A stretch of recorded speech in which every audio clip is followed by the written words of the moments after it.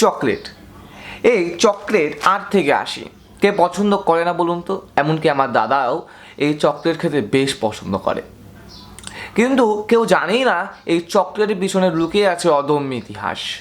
তো চলুন চকলেটের আবিষ্কার, চকলেটের উদ্ভব ও ক্রমবিকাশ নিয়ে আজকের ভিডিওতে কথা বলবো। কিন্তু তার আগে বলে নিতে চাই, আমাদের ভিডিওটি ভালো লাগলে লাইক করবেন, আর আমাদের কন্টেন্ট ভালো লাগলে সাবস্ক্রাইব করবেন চ্যানেলটি, আর কমেন্ট করে জানাবেন আপনার মতামত। আর আপনার এই ভিডিওটি যদি ভালো লেগে থাকে এবং আপনি যদি চান যে সবার সঙ্গে শেয়ার করতে, তাহলে ভিডিওটি শেয়ার করে দিতে পারেন। আমাদের সঙ্গে পাশে থাকবেন সব সময়। তো চলুন ভিডিও শুরু করা যাক। আর একটু চকলেট খেয়ে নিই। দারুণ। চলুন, আজকে যে আমরা চকলেট খাচ্ছি সেটা কিন্তু 4000 বছর পুরনো। হ্যাঁ, 4000 বছর পুরনো। আর 4000 বছর পুরনো চকলেটের সঙ্গে আজকের এবং এই দিনের চকলেটের তফাৎ কিন্তু অনেকটা।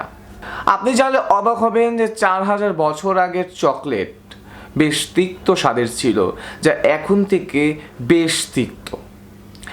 এখন যে চকলেটগুলো পাওয়া যায় তা তিক্ত বেশ, তবে আমরা সেটা খাই চিনি ও দুধের মিশ্রণে।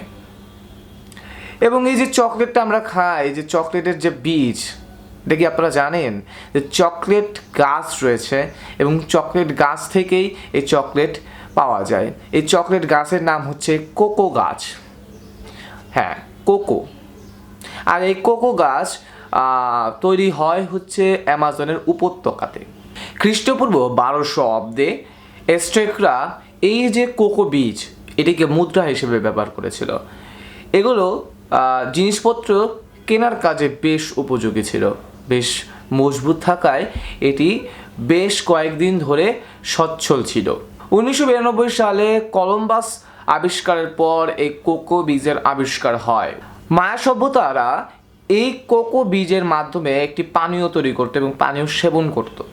এবং এর দেখা দেখি, মায়া সভ্যতার দেখা দেখি, ইউরোপের বণিক ও ব্যবসায়ীরা এবং কিছু আবিষ্কারকরা এটি তারা ইউরোপে নিয়ে যায় এবং ইউরোপে এই চলটা আসে পানীয় গ্রহণ করার এরকমভাবে।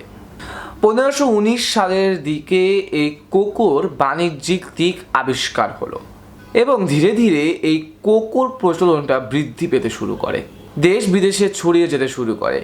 এবং এই যে কোকো, এই কোকো দিয়ে যে পানীয় তৈরি, সেটা রাজাদের কাছে বেশ চল ছিল, রাজাদের মধ্যে বেশ চল ছিল এবং প্রাসাদে প্রাসে এটা বিতরণ করা হতো চিনিযুক্ত জল এবং কোকোর মিশ্রণ দিয়ে। এবং 1585 সালের দিকে প্রথম এই কোকো বীজ বাজারে বিক্রি হয় এবং আস্তে আস্তে সেটা পানীয় রূপে বেশ জনপ্রিয় হয়ে থাকে। কিন্তু তখন পর্যন্ত এটি পানীয় হিসেবে গ্রহণ করতো মানুষ, কিন্তু তখনও আমাদের চকলেট বার খাই সেটা কিন্তু এখনো হয়নি। আমরা আসছি পরবর্তীতে যে কখন এই বারের উদ্ভব হলো। 1828 সালের মধ্যে এটি বাজারে কোকো পাউডার নামে বেশ পরিচিত হলো এবং কোকো পাউডার হিসেবে বিক্রি হওয়া শুরু করলো। এবং 1847 সালে কিছু বছর পর সেটি ট্যাবলেট হিসেবে বিক্রি হওয়া শুরু করলো, কিন্তু এই ট্যাবলেটটা একটু তিতা স্বাদের ছিল, তিক্ত ছিল।